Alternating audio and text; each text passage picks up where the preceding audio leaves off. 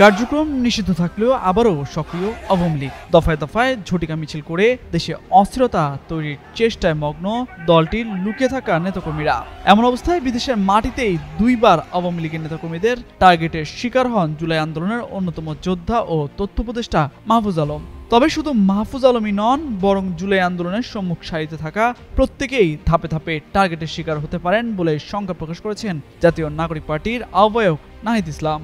শনিবার নিজের verified Facebook অ্যাকাউন্টে এক পোস্টে এমনই শঙ্কার কথা তুলে ধরেন তিনি।